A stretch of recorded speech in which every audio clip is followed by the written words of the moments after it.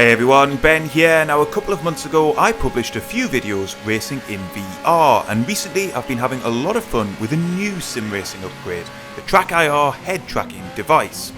Now before I tell you about it and whether it represents a viable alternative to VR, I do want to give a shout out to the channel viewer who kindly sent me this bit of kit as he no longer needed it. It was an incredibly generous gesture, as all he asked in return was that I donate to a children's toy appeal charity this Christmas. Now I think we can go one better, and so if you enjoy the content I produce at Leboka Sim Racing, I'm asking you to join me in donating any toys that you might have that you no longer need to either a local charity that you know or via the Tesco Christmas Appeal, which runs nationally. These kinds of initiatives ensure that kids in less fortunate circumstances don't go through Christmas without presents. I've left a link in the description for how you can contribute. Now then, down to business. Head tracking has been available in sim racing for quite some time, and if anything, I'm late to the party.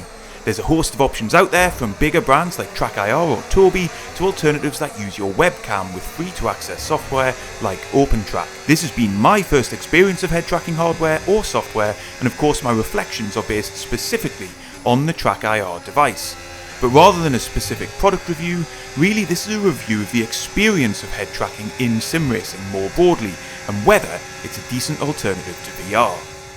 At their core, tracking devices translate your real-world head movements into in-game camera motion. That means that instead of assigning a button or key to glance left or right, or rely on the in-game camera tools to look towards a corner, you simply move your head slightly and your in-game perspective follows naturally. The TrackIR system comes in two main parts: a small infrared camera that sits on top of your monitor, and a clip that reflects infrared light which you attach to your headset or cap. The camera tracks the position and rotation of these reflective points, and the software turns that into precise 6 degrees of freedom head movement inside your sim. What has made the TrackIR experience so enjoyable so far is just how plug and play it is. After installing the software and connecting the device via USB, it was essentially ready to go. You clip the sensor to your headset or hat, launch the TrackIR software, and while there's a multitude of customization options, more on that later, that's essentially the basic setup process done. Most major sim racing titles, including iRacing, Race Room Racing Experience, and Assetto Corsa, recognise TrackIR automatically. When you load into a session, the head tracking simply works. In the sim racing world, where hardware setups can sometimes feel like major DIY or software configuration projects, that kind of seamless integration is genuinely refreshing. From a comfort standpoint, you can pretty quickly forget that you're even using the TrackIR device, something which with the best will in the world is harder to say in VR. The whole thing can be used wirelessly with a cap, but I've been using the Track Clip Pro, which attaches via a wire to my headset. This has probably been the poorest aspect of the experience overall. The clip is quite fiddly, and it's not a natural fit for my Razer headset.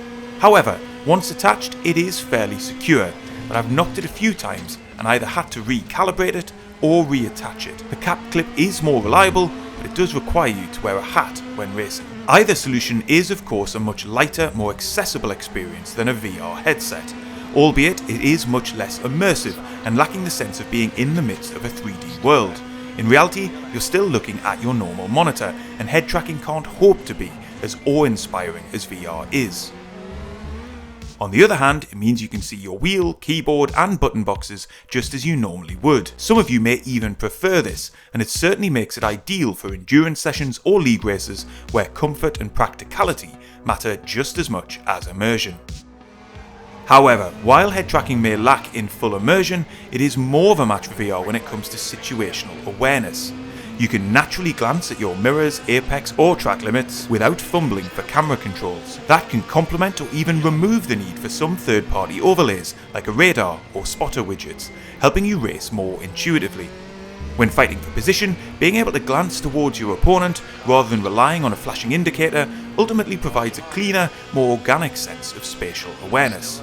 Once again, it's not as intuitive as in VR, where you are quite literally placed in the cockpit of your car, but it surprised me how natural it felt out of the box.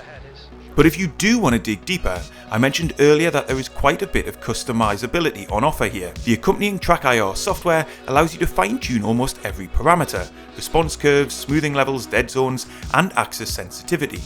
You can make the camera react sharply to small head movements or dial it back for a smoother, more gradual response. This lets you tailor the experience to match your screen size, seating position and personal comfort. And if tinkering isn't your thing, there are stock configurations for driving or flying sims and game-specific profiles available too. I'm a big fan of this kind of user experience that rewards both casual or lazier players like me and those enthusiasts who want to dig into perfecting every setting as well. Now I'm using a 34-inch ultra-wide monitor, which I suspect might be a bit of a sweet spot for head tracking. The extended horizontal field of view gives your small head movements a meaningful sense of motion, and the effect feels immersive without being exaggerated. I can imagine landing on the right settings for smaller monitors could take some work, albeit the benefits of the software with an even more limited point of view could be even greater. One other advantage of head tracking over VR is it isn't taxing on my PC hardware, which can instead dedicate itself to running the sim itself. That makes it a particularly attractive option for racers who want to elevate their experience without needing to upgrade their entire system. So, is head tracking a cheap plug-and-play alternative to VR?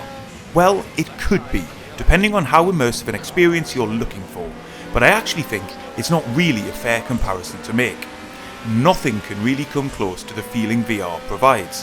Head tracking is more of a functional upgrade on racing on a single panel screen, and it's a very good one in my experience so far. It isn't going to make or break your sim racing overall, but I've found it has offered a simple, reliable and effective way to increase immersion and awareness without sacrificing my comfort when racing or the performance of my PC. I can imagine that for many sim racers it will strike a good balance between realism and practicality, and given the range of options now out there, I think you owe it to yourself to give it a try if you haven't already. And if you want to see firsthand what it's like to race online with head tracking, then check out the video on screen